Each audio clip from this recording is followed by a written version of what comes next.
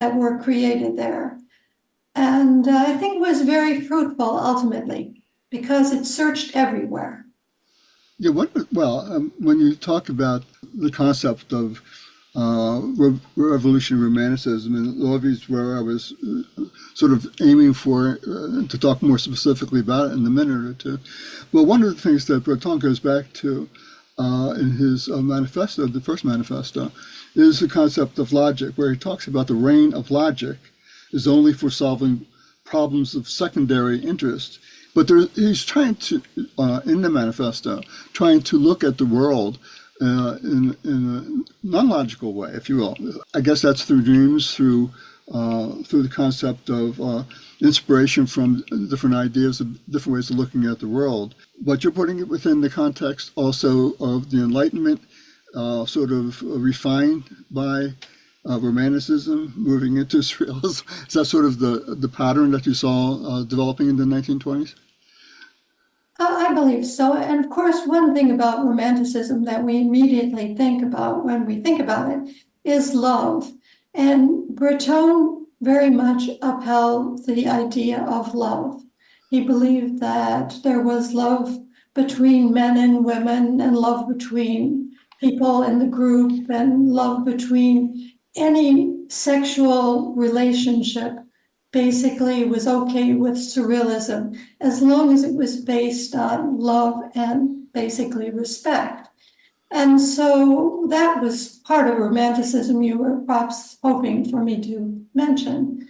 But they also did like Anne Radcliffe and all the haunted castles and things like that. So they were very fond of these characters. There was one book by Matthew Gregory Lewis called The Monk, and it was highly romantic. It was also very anti-religious, which the Surrealists loved. They also loved Latremont, who I don't know, you could call him on the edge of madness. And they celebrated madness also as a creative force and a different way of looking at our world. It wasn't discarded as something that, oh, they're just crazy. It was discussed as a different way of looking at the world.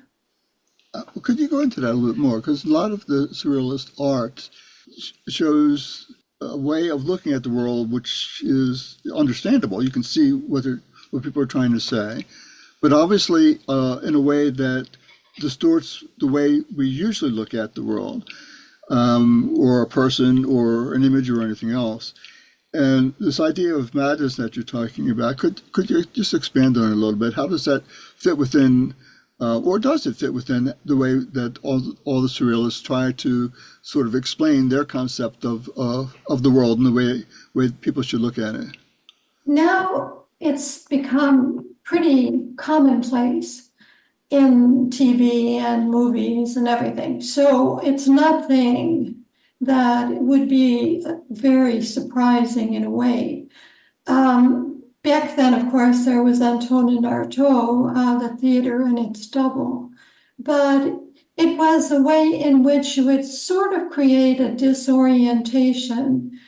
Breton and the early surrealists used to like to go to perhaps 5 movies at a time. They'd start out in one movie, and then they'd see a little bit, and then they'd go to the next movie, and then they'd see a little bit, and then they'd go to the third movie, and then they'd start repeating.